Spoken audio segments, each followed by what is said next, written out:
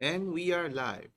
Welcome to another episode of Business Focus Live with me, John, where we talk about business related topics as well as news from here around the world.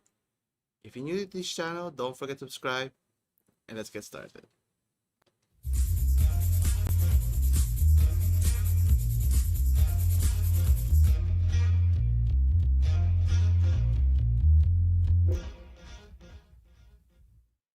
And we're back. Thank you again for joining me. Now you may notice uh, uh, we're doing this in an early time slot. Actually, was there was a change of plans. I was supposed to stream later today, but life happens. Things to do, so I have to adjust. So here we are anyway. So to this week we'll be talking about the chip shortage that's happening around the world. Obviously, it started.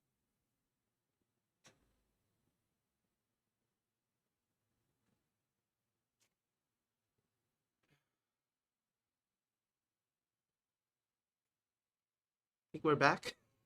Anyways, there was a technical thing. Anyway, so as I was saying, we were talking about the chip shortage that's happening around the world, and it all started from last year with the pandemic. Obviously, many supply chain or logistics companies that supplies many of the components, or chip maker around the world, whether in China, United States, or even in Taiwan, that has significantly impacted many industries. So first and foremost, the game industry or the PC. We're in the foremost the game industry or the PC. We're in the chips for GPUs are obviously in short supply. Now the automotive industry is now feeling the impact of the shortage. So we'll talk about that. Then next we'll be talking about the dilemma that Facebook is dealing right now in terms of its declining downloads. So what's happening there? Then on the same thread, uh, Alibaba has recently lost in the amount of 1.2 billion dollars. So that's a pretty hefty amount, but it's not because they're not doing well in terms of revenue streams from their core business. So we'll discuss that also. And next, we have companies, with the resumption of workplace. Many businesses have resumed offices and so forth. But the problem is many workers or employees, especially frontliners in the case of retail or food and other retail businesses, as mentioned, have been reluctant to go back, or with regards to wages, in the sense that increasing wages, will it help them or change their tune in terms of why should they take the risk and so forth.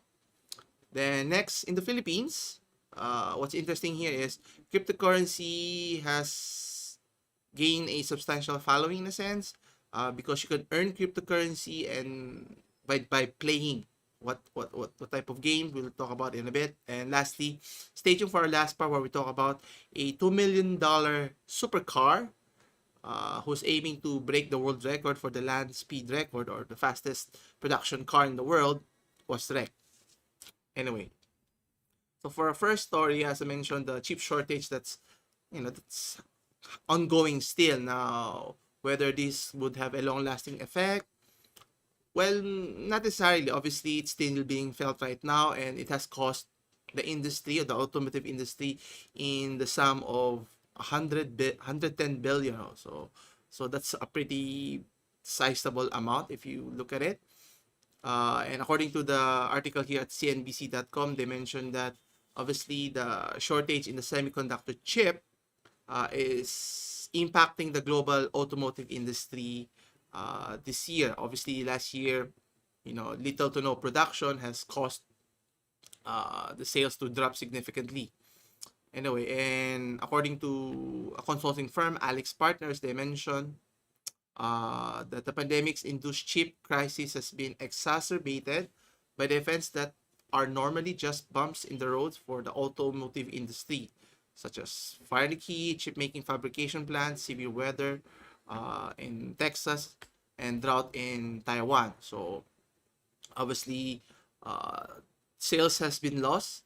Production of almost 4 million units has been lost to the shortage. So obviously, what's interesting here, the shortage for car manufacturing, one would be surprised to find out that many of the components in your car, obviously, the more advanced, more expensive your vehicles are, the more reliant are they in chips for managing those components. And in the United States, the shortage has caused even the United States government, in this case, the Biden administration, to focus on this supply chain issue by allotting in the sum of $50 billion so that it can sustain itself, not so reliant. It just exposes how reliant, many car manufacturers in the world, in many of the supply chain that relies on other components, not just in chips, but other parts as well. And companies like I think we have Ford. Let's see here. Yeah, I think we have Ford that said it has to lower its earnings by a little over 2 billion. What was it? Let's see here. Yeah, so Ford mentions that it has lowered its earnings by as much as 2.5 billion for this year alone. Then you have GM, where its chip shortage will cut its earnings by as much as 2 billion. So with those two major manufacturing firms, they're already losing almost $5 billion worth of revenue here. And obviously, you could just imagine other manufacturers having the same situation here. And is it going to get any better soon? Or is it going to be prolonged all the way to next year or even the foreseeable future here? Now, obviously, the semiconductor chips are very critical in many vehicles to manage the many systems, obviously, from the infotainment to the power steering and brakes and so on. So obviously, experts are saying that high-priced vehicle with advanced safety and infotainment are even more reliant on this one. So obviously, according to Dan Hirsch, a managing director for Alex Partner, saying that there are, what was it? That there are up to 1,400 chips in a typical vehicle today. So that's 1,400 that we didn't used to have before. Obviously, considering how advanced we've come in the past few decades. And what's interesting here is that the number of chips that you're going to use in your vehicle is going to grow, especially with the adoption of electric vehicles here. And obviously, as I mentioned, the more advanced your vehicle, the more reliant you are on technology, in this case, computers, or in the incorporation of chips here. And it was stated that the largest impact in the production will be in the second quarter of this year, but it will only get better as the second half of the latter part of the year, or even going to next year with normalization of the supply chain. And obviously, companies have already adjusted by then, so manufacturers can start cranking up more products, in this case chips, for actual usage for the many production companies that have missed. Now, obviously, it just goes to show how vulnerable many companies are, especially in the manufacturing side, when you rely so much on the supply chain. And if one part of the supply chain is cut or interrupted, it has a direct effect in the final assembly of any manufacturing, for whether we're talking of smartphones, vehicles, and so forth, right? Well, at least hopefully it's a learning experience for many companies here. Anyway, on a related story here, we have, speaking of cars, Tesla, a very popular electric vehicle. Well, sad to say, there are people who are very irresponsible in terms of, obviously, Tesla is promoting its autopilot feature, which I would hesitate to say that it's not really autopilot in a sense. Auto assistance would be the more appropriate word. But obviously, Tesla has been marketing their car that can autopilot itself, which technically it does, but at the end of the day, it still has to rely on human intervention. It cannot be fully autonomous, so to speak, right? And the word connotation of autopilot can be deceiving here, and because of that, an individual here is abusing the autopilot feature in terms of letting the vehicle drive itself while that individual is sitting at the back seat of the vehicle here. And it's kind of alarming because you've been hearing many reports regarding many accidents involving obviously people driving in front of the wheel. And what's even worse is, what if there's no one in front of the wheel or behind the wheel, and the people are sitting on the passenger side or even at the back seat? Could be catastrophic, because you're not just only impacting, putting yourself in harm's way, but other people as well. And obviously the technology hasn't come to the point that it's safe enough that you can leave it in autopilot, literally and figuratively. And in the article here at thedrive.com, as mentioned, a serial autopilot abuser, okay, is constantly posting videos of himself riding in the back seat of a Tesla Model 3 with autopilot engaged here. And obviously, when he was arrested for having this behavior, and when he was released, he never learned his lesson. He did it again. He bought a new one and did the same things. And this 25 person named Param Sharma is posting himself on video. So again, according to the California police, they announced that they have arrested Mr. Sharma for 2 counts of reckless driving. Yeah, that's the least of his problems. And obviously, if that were to turn into a fatality, he won't be doing that again. Hopefully. Anyway, by disobeying the peace officer after receiving complaints of a man riding at the back of a Tesla Model 3 while nobody is, behind the steering wheel here. And despite being released, again, he did it again, and even posted it on his social media, boasting of what he has done. And what he thinks, Mr. Sharma is believing that, the backseat thing will be a normal. Well, normal in a sense that it could cause a lot of lives fatality if he was not careful, and if other people were to follow this. And what's interesting here, even Elon Musk's prediction of having level 5 autonomy, which is, when you say level 5, it's fully automatic, that's can drive itself with no assistance whatsoever. But they're still far behind, even though we can see vehicles driving itself. But obviously, being autonomous, you have to take into account several scenarios that that every individual encounters in daily driving.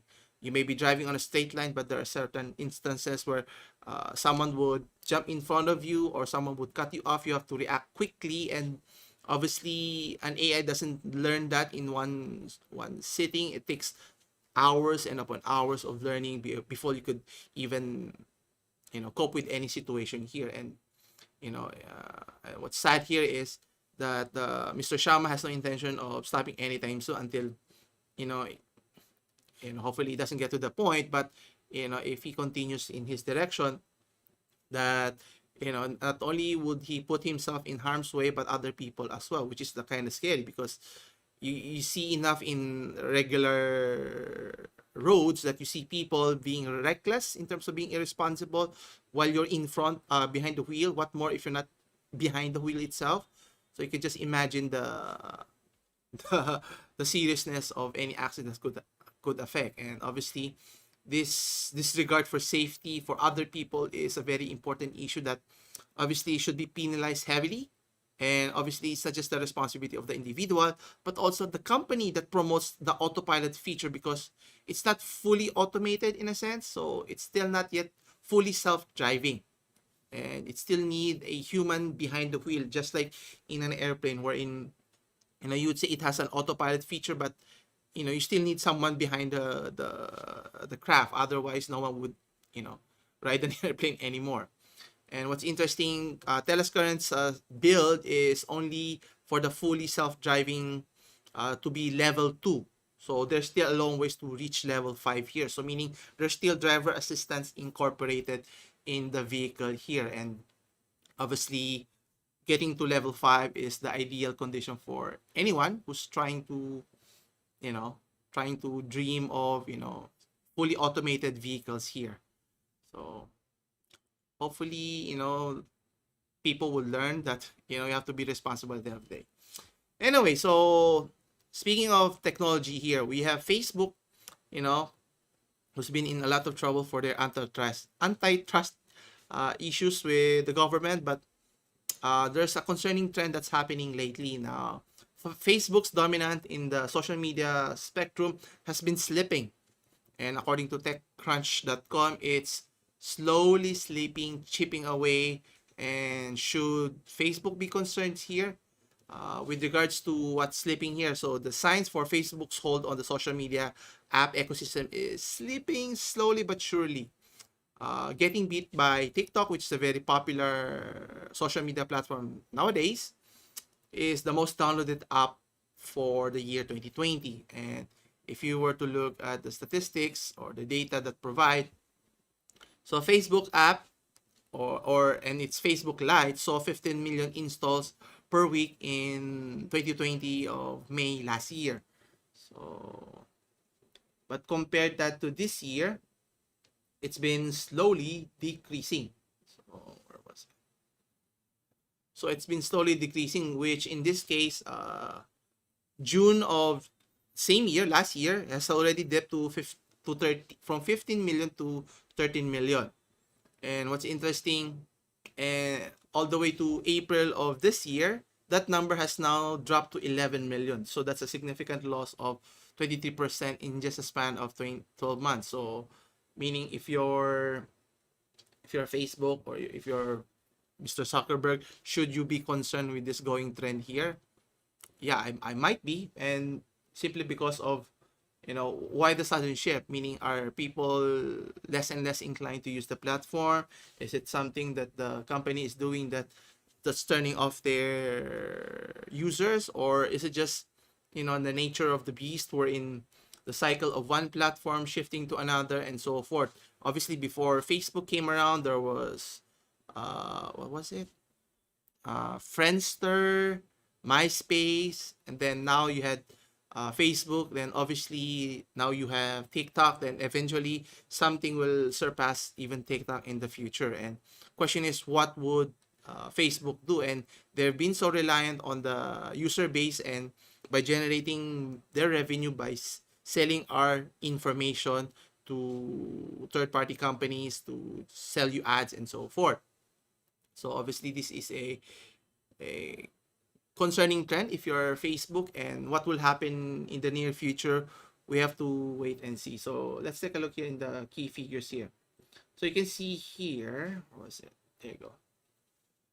So you can see here also from 15 million, it's been slowly dipping, and as the trend can only go downwards rather than upwards again, unless Facebook can do something remarkable or offer something new to the platform so that more users will be inclined to use their interface here. Now, what's interesting, according to a marketer or e-marketer here, it reports that the Gen Z user, okay, so the Gen Z user now uses TikTok more than Instagram in the United States alone. Now, whether that's true for other regions, but if the United States is any indicator of the marketplace, obviously other markets would eventually follow. Obviously, the younger the demographic is using more relevant or more popular apps now, or platforms in this case, which is TikTok.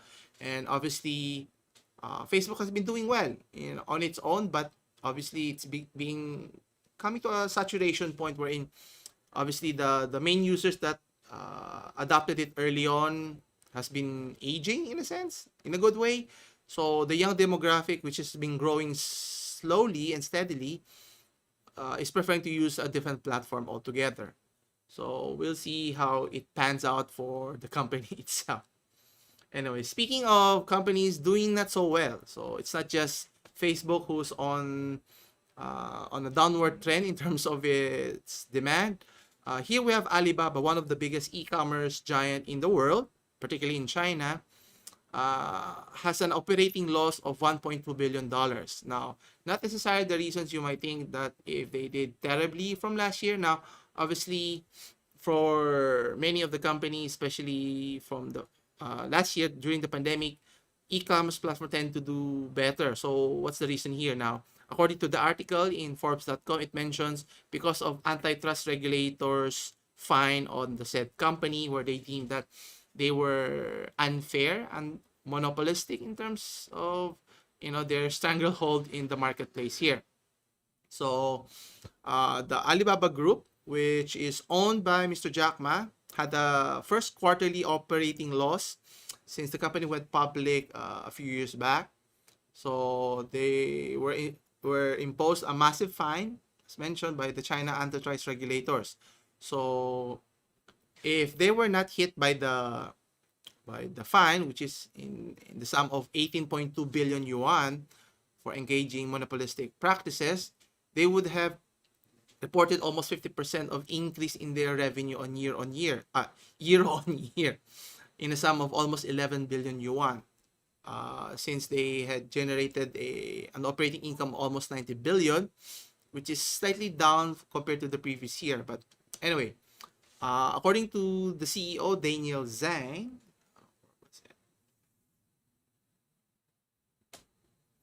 so according to the CEO, we believe that the best way to overcome these challenges is to look forward and invest for the long run. So obviously, a company can do so much on their end, and the repercussions of the antitrust, will it be a long-term problem for them?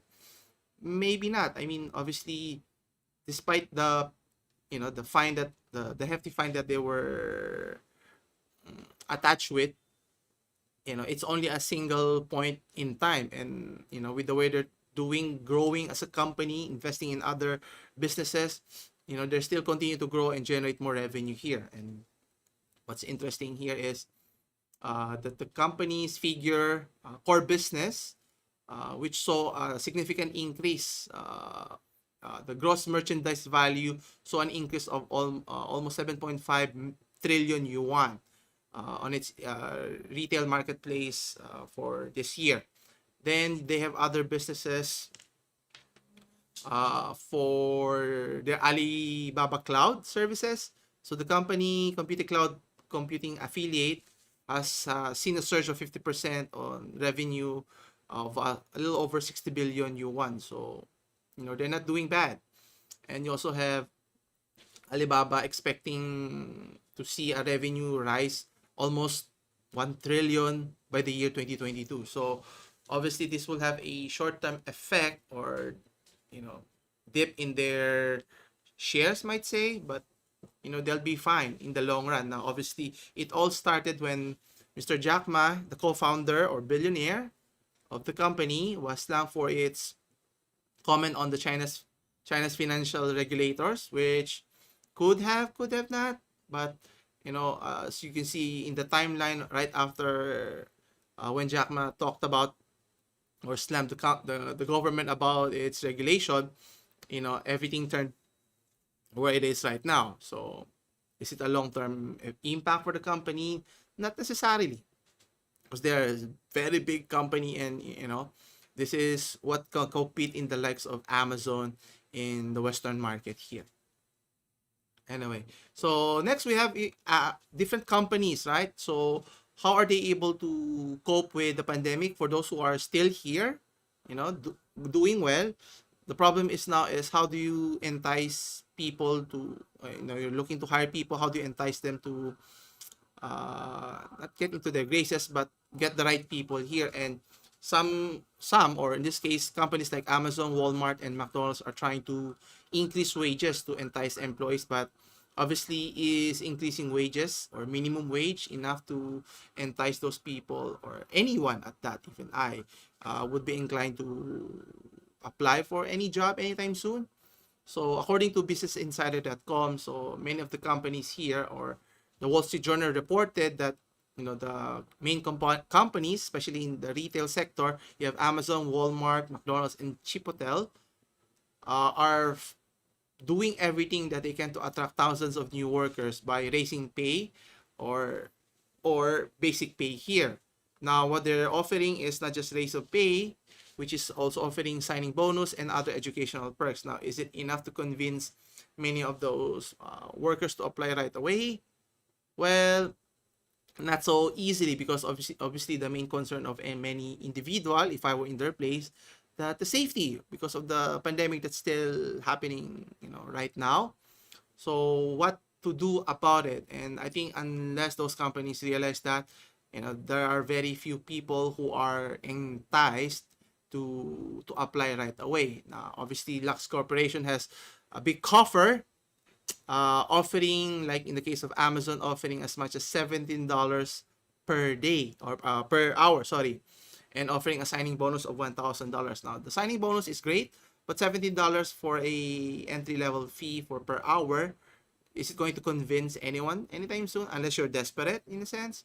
But for the vast majority, if you look at the numbers, if you do some math, so let's say make it $20 per hour. So in an 8-hour shift, it's around 160. So you do that in a week, in a month. Is it enough to sustain yourself, or even if you have a family to support here? Now, McDonald's, on the other hand, is looking to increase their minimum wage as well from 11 to $17 per hour. While on the other hand, you have Walmart trying to boost pay for their a little over 400,000 frontline workers. Now, will it be enough to entice it? Now, according to many labor activists, workers say the changes aren't enough. And Amazon, you know, has been in the limelight for some time, which is not in a good way. So if you look at it, so Amazon, with its how it take care of its employee or not take care of its employee, and also partnering with, competing with their own sellers in the platform. Then you also have Walmart increasing, Walmart, despite wanting to help their employees, their minimum salary per hour is still $11, which is significantly lower. Then you have McDonald's trying to find ways how to convince other people to, apply for their work by instituting a $50 a $50 reward for applying. And what's interesting for the company in McDonald's, the increase would only affect corporate admin or corporate owned restaurants, so which is a small percentage of their whole workforce, because the frontliners are the one, doing the frontline cook, the cashier, all of those, who has to be in contact with people. And obviously the concern or the apprehensions of, transmitting or contracting the disease is a major concern if, any sane person were to even consider put themselves in those positions there. And obviously retail workers around the country have begun leaving the industry over low pay here. So let's see here. So the low pay is a big problem for the corporation. And not just that, the low pay, as well as, the toxic work environment, especially nowadays, if you think about it, and the unsafe COVID-19 related condition, which is something that those companies need to take a look at in order to find a more meaningful, substantial solution for both parties if they want to continue sustaining themselves. Otherwise, they'll have a difficult time finding new employees, unless you want to get those desperate, which is not necessarily ideal. So anyway, hopefully they'll find a better solution than what they're offering right now. Anyway, so in cases that in some local news, sorry. So there were reports regarding how cryptocurrency has reached our shores here. And what's interesting here is there are people earning cryptocurrency money by playing games, or video games at that. And according to the article here at cnbc.com, it mentions that a group of people, several groups, which is kind of interesting when I first read this article. So a group of people in the north of Manila, in the city of Cabanatuan, have found a unique way to fight against or to combat what hardship has brought them with the pandemic, right? by playing video games, as mentioned. So by playing this particular game or these games, which is called Axie Infinity, which is created by a company called Sky Mavis, if you heard of that. So by playing through NFTs or non-fungible tokens. So it's a cryptocurrency of sorts. So you breed, battle, trade digital pets called Axis so that you can sell it and then earn money along the way. So there was a documentary that was shown in YouTube, which I haven't seen, so I'll check it out. Follow several Filipino people who play the game. So you have a mother of 3 young entrepreneurs, you have a college graduate, a pedicab driver, an elderly, and one of the first people in Cabanatuan to discover the game itself. So it's a variety of people playing the game, and obviously while enjoying yourself, you might be earning a steady income here. Now, the phenomenon first began way back last year, obviously during the lockdown. It boosted the player base significantly, reaching to as much as 60,000 people playing the game. So it has a big followings in a sense. So let's see here. We have an elderly woman. So what's the elderly woman here? Yeah, so you have an elderly woman. Sorry, you have an elderly woman elderly married couple who are store owners who play while working. So trying to keep themselves busy and being able to play those games is, I think generating the extra money that they can is a bonus rather than a source of the only source of income here. That's something I would not recommend either way. So obviously, how does this work? The game itself to generate income. So the company, the game Axie Infinity uses the NFTs, as I mentioned, the rights of each pet that is purchased. So you grow this and then you can sell it or you can farm it by using the small love potions. So anyway, so you can sell it for cryptocurrency and then swap your cryptocurrency for actual currency. So meaning turn that into actual something more tangible, substantial. And it had inspiration from the game of Pokemon and CryptoKitties. So that's kind of interesting here. Anyway, so obviously if you're playing the game, go right ahead and continue, but is it something that you can look forward as a long-term strategy in terms of investing? Hey, it's anyone's opinion that as long as you have a phone and internet access, you can use it and make money out of it. But is it something that everyone should try? It depends. Anyway, finally for our last story. So we were talking about one of the most expensive cars in the world, a supercar in this case, the SSC Tuatara, which cost around $2 million, was on its way to break the land speed record of 300 miles per hour, was wrecked in an accident. And according to foxnews.com, let's see here. Yeah, so the record to be broken, the 300 miles per hour, which I think for those not familiar, the Bugatti Chiron was able to reach that, but they were only able to do that in one way. But in the case of the Tuatara, they're trying to do it in both ways so that it can take into account the wind and environmental conditions. So as of the moment, the record is holding at 282 miles per hour, so which is not far off. But when they tried to do that, I think there was an accident that occurred. So what was it? There you go. So they were trying to break the record. So obviously, I think the Bugatti was the first one to produce a more than 1,000 horsepower to be able to reach in the north of 300 miles per hour. Now in this, not 300 miles per hour, 200 or 250, I forgot which one came first. Anyway, so in the case of the Tuatara, they're trying to reach a 300 or break the 300 miles per hour by increasing the horsepower. Now 1,700 horsepower, will it be enough? Or they're getting there, they're getting closer, right? And Obviously the car use has to go in both ways, and they're trying to do this in Florida.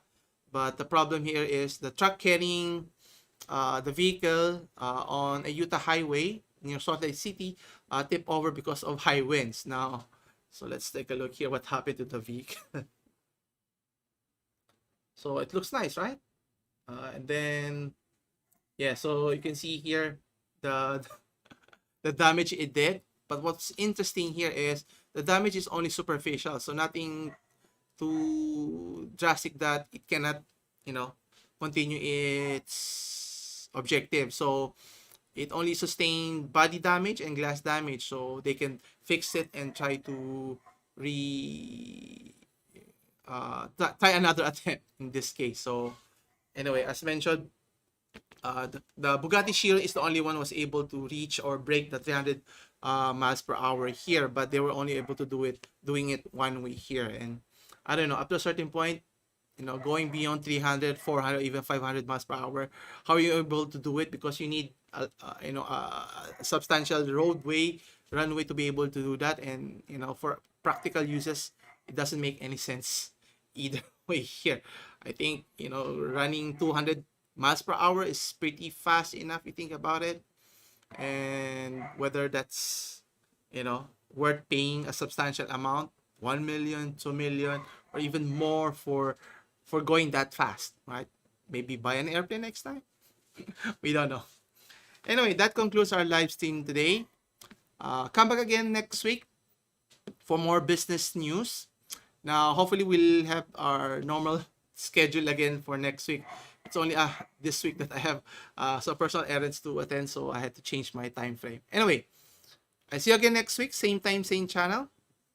As always, take care and stay safe.